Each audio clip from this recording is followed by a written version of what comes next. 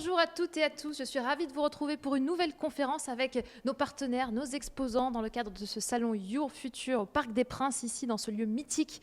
Alors j'ai le plaisir ce soir d'accueillir Caroline, professeure à l'école de la marine marchande. Bonjour Caroline. Bonjour. Et Eman, élève en M1 du coup dans l'école. Merci d'être avec nous pour parler du coup des métiers, du métier officier de la marine marchande. C'est un métier qui demande à être connu un peu plus pour les jeunes qui nous regardent, les jeunes qui sont dans le public. Je ne sais pas si vous connaissiez avant ce métier. On va essayer d'en parler, de vous donner un maximum d'informations. Et l'idée, c'est évidemment que vous posiez vos questions voilà, pour pouvoir vous orienter au mieux dans vos études. Et on sait que c'est un choix qui est compliqué, l'orientation scolaire. Eh bien, on va commencer tout de suite. À quel métier prépare cette école exactement, Caroline ? Alors, c'est une école, donc l'École nationale supérieure maritime. Nous formons à deux formations, donc des ingénieurs navigants ou des ingénieurs en génie maritime. Les ingénieurs navigants, on va former en fait des officiers de la marine marchande.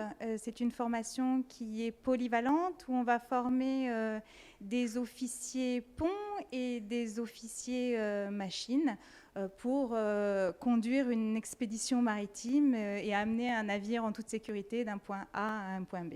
Donc c'est l'ENSM, la grande école du ministère de la Mer. Quels sont vos rapports du coup avec le ministère ? Nous sommes sous la tutelle du ministère de la Mer et du coup, voilà, c'est une école nationale. Très bien. Alors, vous avez parlé d'officier de marine marchande. Quelles sont les qualités à avoir pour être un bon officier de marine marchande ? Alors, pour être un bon officier de marine marchande, il faut beaucoup de rigueur, un sens important des responsabilités, de l'humilité surtout, et puis le sens du travail en équipe et en commun. Principalement, voilà. Et ça, tous les étudiants, avant d'entrer dans l'école, ils l'ont, ou est-ce qu'il y a des choses qui s'apprennent aussi à l'école ? Alors, on a des formations en management, mais effectivement, c'est en général, la formation est tellement spécifique qu'il y a déjà une caractéristique commune et des valeurs communes à l'ensemble des élèves qui rentrent à l'école. Très bien. Donc vous, Caroline, vous avez été justement officier de la marine marchande. Sur quel type de navire exactement ? Alors, j'ai navigué sur plusieurs types de navires. Alors, au départ de ma carrière, sur les navires océanographiques de l'Ifremer. Et puis, après, quand j'ai voulu construire une vie familiale, je me suis rapprochée effectivement de ma ville de Marseille et pour naviguer à la méridionale sur des navires qui partaient un peu moins longtemps, moins au long cours et qui assuraient des liaisons entre Marseille et Corse. D'accord, et ça se passe comment, la vie à bord ? Alors, la vie à bord, comme je disais tout à l'heure, on forme donc des officiers ponts et machines. Donc, à bord d'un navire, il y a des officiers ponts. Donc, au pont, la vie à bord se déroule quand on est en mer par quart. Donc, il y a 2 quarts en général de 4 heures. Par jour, et puis après on a en général un service particulier, on s'occupe d'un service particulier qui peut être lié à la maintenance et à l'entretien de certaines installations comme les embarcations de sauvetage. Et puis on peut également être officier à la machine, et donc à la machine ça se rapporte un peu plus à une vie terrienne entre guillemets, où on va travailler par journée, alors quand tout va bien, et puis après, évidemment, tout le monde est à pied d'œuvre quand il y a quelque chose qui dysfonctionne. Voilà. Est-ce qu'il y a des navigations qui vous ont particulièrement marqué ? Alors, j'ai eu la chance, effectivement, avec l'Ifremer, de partir loin, et donc de naviguer sur les mers du Sud et par exemple de cartographier les fonds marins autour de Bora Bora. Alors, effectivement, voilà, ça, ce sont des navigations un peu particulières et qui restent un peu ancrées dans ma mémoire. Très bien, alors ça fait rêver. Et question très importante, surtout pour les parents inquiets qui regardent cette vidéo, est-ce qu'il y a de l'emploi dans ce secteur-là ? Alors, il y a de plus en plus d'emplois, il y a énormément d'emplois puisque effectivement donc c'est quelque chose de cyclique, mais là on arrive vraiment dans une période où tous les armateurs recrutent énormément parce qu'il y a beaucoup de construction de navires neufs et donc il va falloir les armer et les équiper avec des équipages et notamment des équipages français. Donc vous êtes en demande là. Tout à fait, grosse demande, grosse demande, recrutement et effectivement sur tous les navires. on recherche des officiers. Il y a une grosse pénurie d'officiers. D'accord. Aujourd'hui, vous êtes enseignante du coup dans l'école. C'est important là pour vous la transmission et comment ça s'est passé la transition entre la mer et la terre?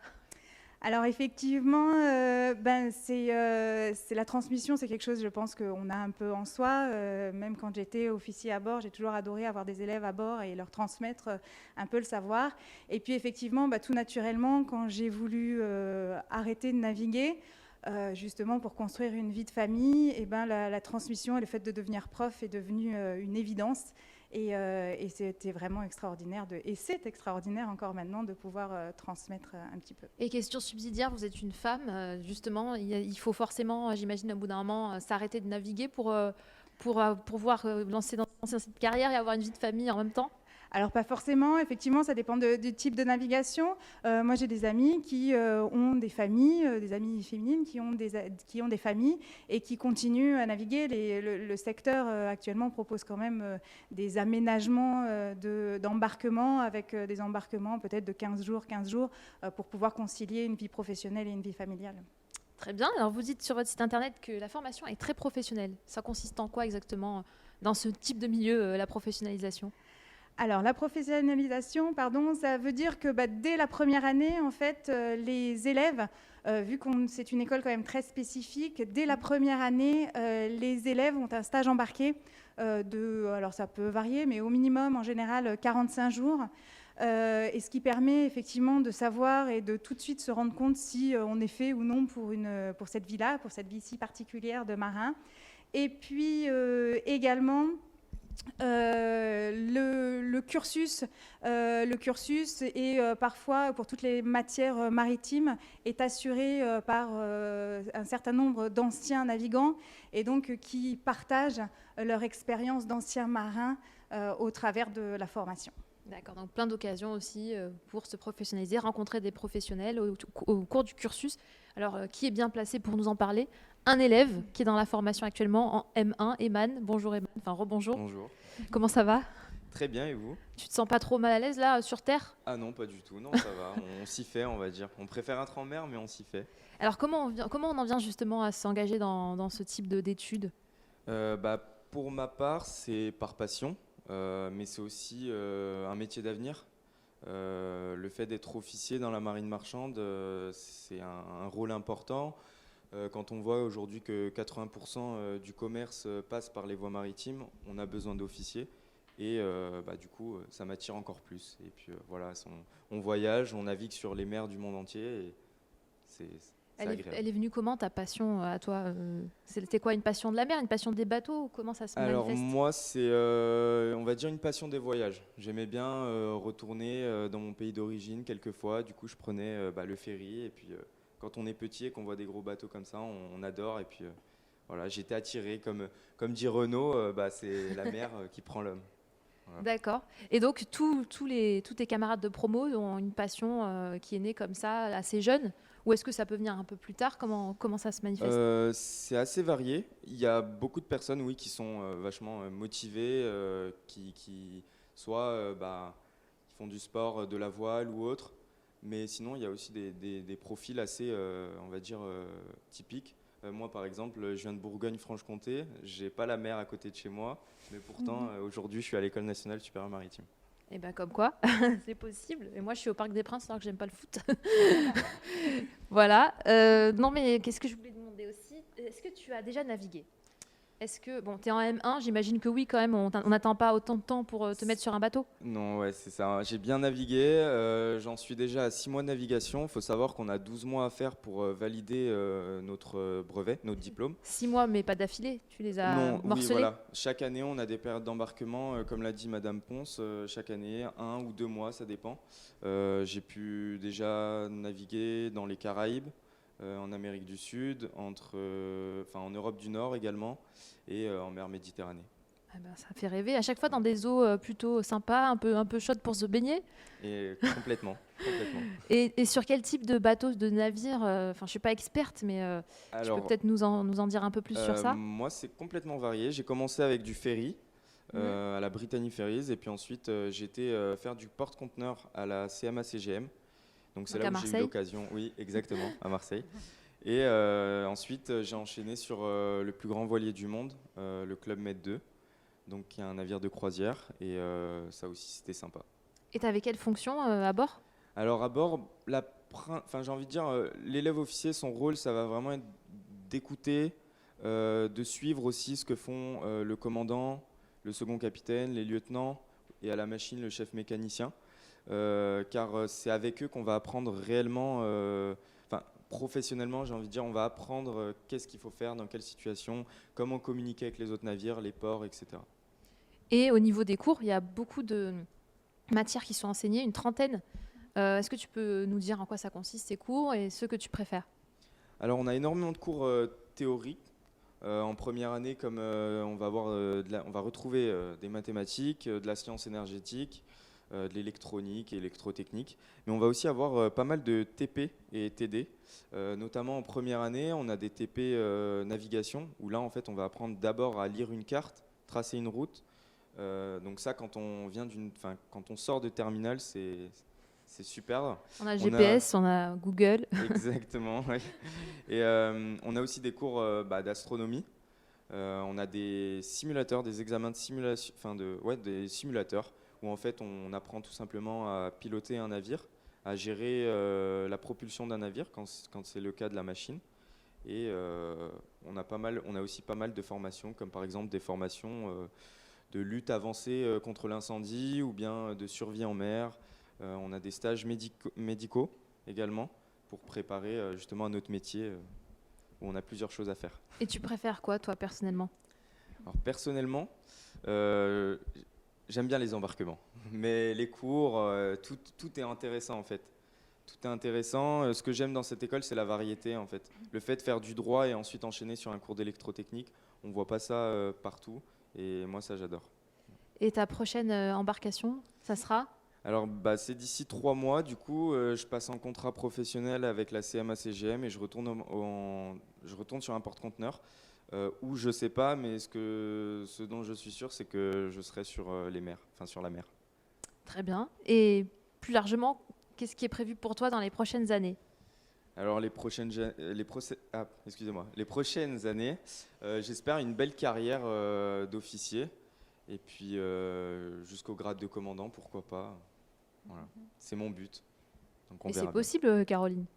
Il Évidemment dit que c'est pourquoi pas, possible, mais comme s'il n'était pas sûr. Si, c'est possible, évidemment que c'est possible. Et heureusement, il faut des commandants, on a besoin de commandants. Et on appelle donc les premières années de votre école, on les appelle les pilots, c'est ça? Oui, tout à fait, ce sont des pilots. Alors pilots, première année, ou parfois à bord, on les appelle également des F. C'est pas péjoratif? Pas du tout, au contraire. C'est gentil. C'est même très gentil et effectivement c'est une marque qui permet de reconnaître les élèves de première année. Très bien. Et qu'est-ce que vous leur conseillez du coup à ces lycéens, ces lycéennes qui sont derrière nous peut-être et qui ont peut-être envie de s'embarquer dans ces études-là? Est-ce que vous auriez un conseil à leur donner? C'est de surtout croire en ses rêves et effectivement, si on a envie de devenir marin, c'est tout à fait possible. L'école le permet. L'école permet effectivement de recruter ces jeunes lycéens. Alors après, c'est pas facile, hein, faut s'accrocher. Les études, notamment la première année, est pas très évidente, mais en même temps, elle offre tellement de belles possibilités pour la suite et de belles carrières. Et si on se rend compte en cours d'études que on n'est pas fait pour la navigation, est-ce que c'est grave? Non, heureusement, on a le droit de se tromper. On a le droit de se tromper, on rentre jeune dans cette école. Donc effectivement, on a des opportunités à l'issue de la 3e année. Donc si on se rend compte au travers des embarquements que ça ne nous plaît pas du tout et que c'est quelque chose qui c'est pas vraiment ce à quoi on s'attendait, on a la possibilité de partir à Nantes, éventuellement en génie maritime, pour, par exemple, faire de l'offshore pétrolier ou de l'éco-gestion du navire pour construire les navires de demain, éventuellement. Donc, c'est pas perdu. Rien n'est perdu. Rien n'est perdu. Rien n'est perdu. Ce sera 3 années, de toute façon, avec une formation très, très polyvalente et qui mènera forcément quelque part. Eman, et toi, qu'est-ce que tu conseillerais? Tu as été dans leur peau il n'y a pas si longtemps que ça. Qu'est-ce que tu leur dirais aujourd'hui aux lycéens de ce salon, lycéennes? Tout simplement oser, ne pas se mettre de limites, ça sert à rien. Il faut croire en ses rêves et oser la mer et voilà, enfin s'intéresser, être curieux, et c'est comme ça que vient les choses. Et avant de passer aux questions, j'ai une dernière petite question. Avant de passer aux questions du public, est-ce que ça existe encore, le chant des marins? Est-ce que vous les apprenez encore à l'école? Oui, c'est pas une légende. Effectivement, on a encore des J'ai envie de vous demander de chanter. Vous avez Non. un micro en plus. des cours de chorale. Alors, c'est pas tout à fait les cours de chorale, mais ça vient, c'est une vieille tradition. Et cette vieille tradition, effectivement, elle nous permet, alors elle avait été mise, on appelait ça les chantises il y a très longtemps, et elle permettait aux marins de travailler ensemble. Et ce qui lie bien encore finalement la famille, la grande famille qui est la famille des marins. Il faut savoir aussi que l'École nationale supérieure maritime, c'est une des écoles les plus anciennes en France, depuis 450 ans maintenant. Donc on a ces chants qui font partie justement de nos traditions. Et moi qui suis en 4e année, chaque semaine encore, on se retrouve et on chante. Voilà, c'est ce qu'on appelle l'esprit de promo, l'esprit de la marine marchande en fait. Même à bord, on continue de chanter aussi. C'était très bien ça. Donc vous êtes vraiment une famille, tu as l'impression d'être avec ta famille quand tu es à bord? Complètement, complètement. On est un groupe en fait, on est seul au monde sur notre bateau, du coup on vit ensemble et puis on a cette fraternité, j'ai envie de dire, de la marine marchande. Eh ben, très bien, on va passer aux questions, merci beaucoup. Allez-y pour les questions. Osez la mer, osez les questions. Osez les questions. Ah, je te donne le micro, vas-y. Oui, j'aurais une question, c'est étant du coup pas élève de terminale, mais étant en 3e année d'une école, on va dire, dans le commerce, en soi pas vraiment de rapport, mais ça m'intéresse beaucoup, votre présentation m'ayant plus ou moins convaincu. Si je voulais rejoindre cette école, est-ce qu'il y a des admissions parallèles possibles? Alors effectivement, il y a possibilité de rejoindre l'école de la marine marchande, mais c'est ce qu'on disait tout à l'heure, c'est une école tellement spécifique et dès la première année, on apprend tellement des matières que vous apprenez nulle part ailleurs, telles que la navigation, que effectivement il y a des admissions, mais on est quand même obligé de repartir donc sur dossier. Voilà, il y a des admissions sur dossier, mais on est quand même obligé de repartir directement à partir de la première année. D'autres questions? Non? Ça vous intéresse? Ça vous a intéressé? Est-ce que vous connaissiez tous? T'as envie de prendre la mer? Moi, pour ma part, je suis déjà du coup en première année en école de commerce, mais je trouvais ça intéressant du coup de voir d'autres horizons. Et puis c'est vrai que c'est pas commun comme étude et comme métier, quoi. Donc c'était très intéressant. Merci beaucoup. Vous avez d'autres questions? C'est bon? Alors, si vous avez d'autres questions, de toute façon, et que vous n'avez pas envie de les poser devant la caméra, vous pouvez tout à fait aller voir Caroline et Eman qui se feront un plaisir de répondre à tout. Exactement. Merci beaucoup. plaisir. Merci à tous les deux. Merci beaucoup. Merci à vous les internautes d'avoir été présents. J'espère qu'on vous a aidé dans votre choix d'études. J'espère que peut-être vous avez envie d'embarquer avec Eman et les autres.